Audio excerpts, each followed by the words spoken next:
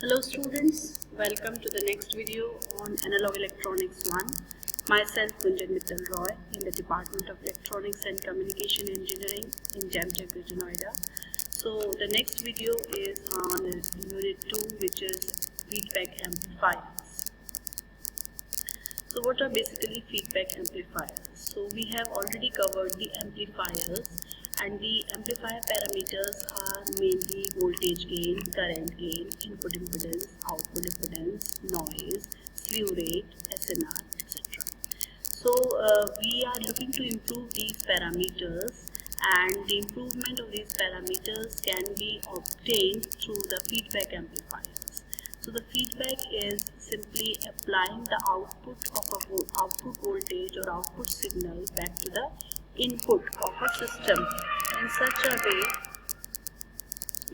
way that the output voltage is produced. So in a feedback system, the output is given back to the input in such a way that the desirable parameters of an amplifier are achieved.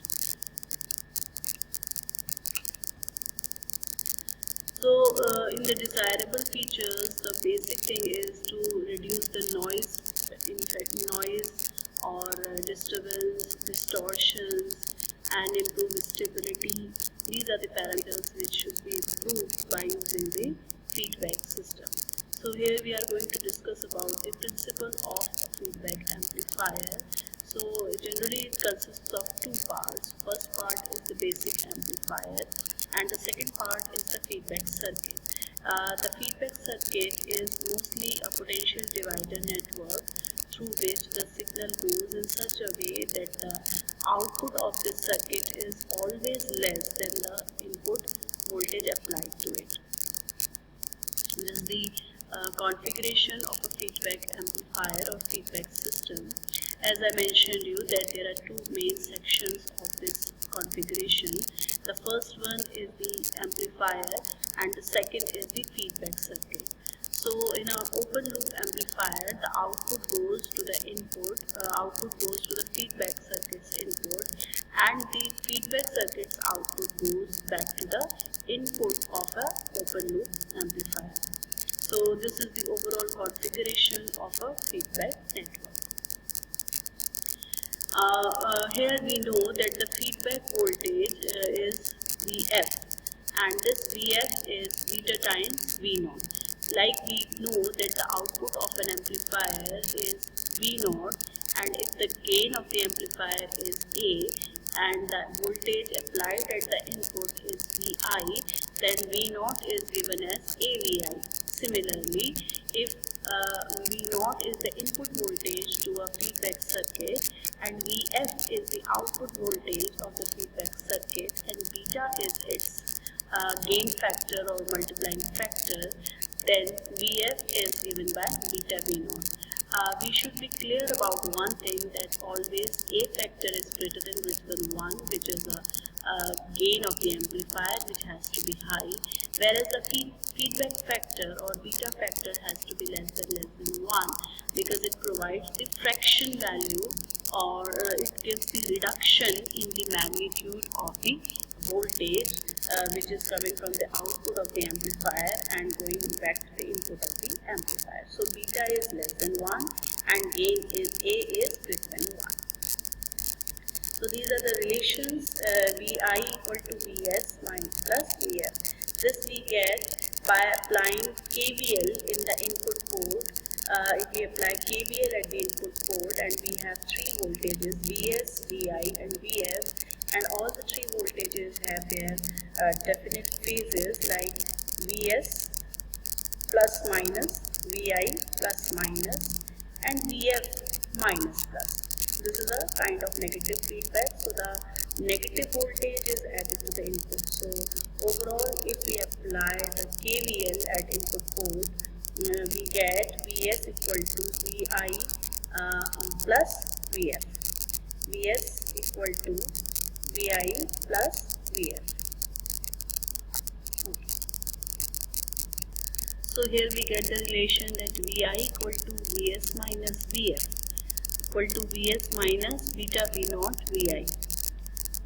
This is also equal to Vs minus beta V naught, where beta is Vf upon V naught. This is called the feedback ratio or feedback fraction. So if we examine the equations, we can conclude that V out upon V in.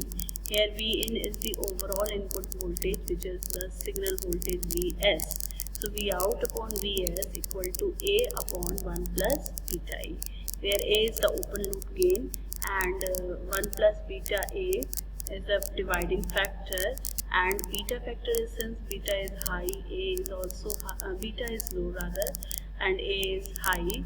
So if A upon something high, the value of gain will be low. So here the gain reduces. This is the drawback of a negative feedback system, that the output gain of overall gain of a negative feedback system is low compared to the open loop gain. And this overall loop gain is called as a feedback gain AF. AF equal to A upon 1 plus A beta. These are the calculations used here. Now these are the standard equations to calculate the gain of feedback amplifiers. Now we have different types of feedback systems. So depending on how we have injected the output voltage to the input, whether it is in same phase or in opposite phase, the type of feedback systems mainly divided in two categories, which are positive feedback and negative feedback. In case of a positive feedback system, the phase of the feedback voltage and the input voltage is same. That means there is no phase shift in the feedback voltage Vf and the input voltage Vi. But in case of a negative feedback system, there is a phase shift. So we can see here that the feedback in which the feedback energy, either voltage or current, is in same phase with the input signal, and it called as positive feedback. Both input signal and feedback signal introduces a phase shift of 180 degrees, thus making a 360 degrees resultant phase shift around the loop. Though the positive feedback increases the gain, as we have made the calculations that in case of a negative feedback system, the gain decreases. Therefore, in case of a positive feedback system, the gain increases.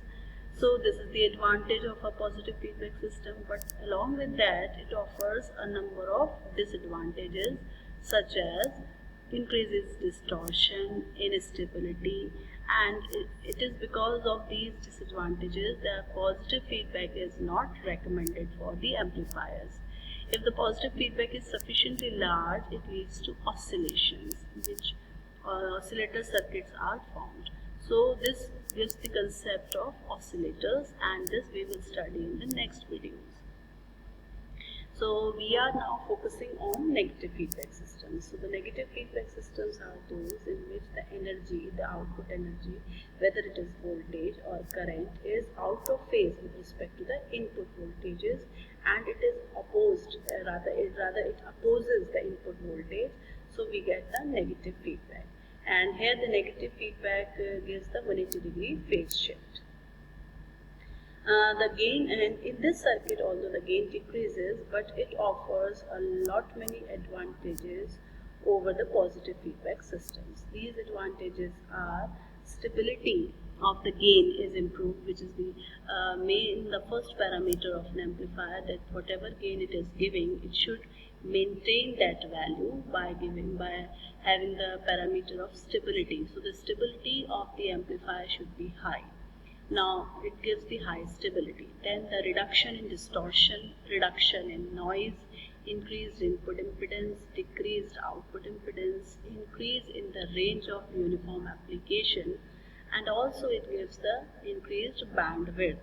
So it is because of all these advantages, the negative feedback is frequently used in amplifiers. So we have two types of feedback systems, which are negative feedback systems and positive feedback systems. The negative feedback system has a drawback of low gain over so many advantages, as I mentioned just now. Because of that, the negative feedback systems are widely used for amplifiers. Whereas the positive feedback systems has the advantage of having high gain, but they offer a lot many drawbacks and leads to oscillations. So they are used to produce oscillators, and they are used as signal generators. The negative feedback is an amplifier, is the method of feeding. Now, how do we apply negative feedback? It is a method of feeding or applying the voltage from the output to the input in opposite phase. And the energy is applied to the input, and for the voltage energy to be taken as the feedback. The output is taken in shunt connection, and for the current energy, the voltage is taken as feedback. The output is taken as series connection. Now, in the negative feedback system, we have another classification, which are negative voltage feedback and negative current feedback. This we will study in next videos. So, thank you so much.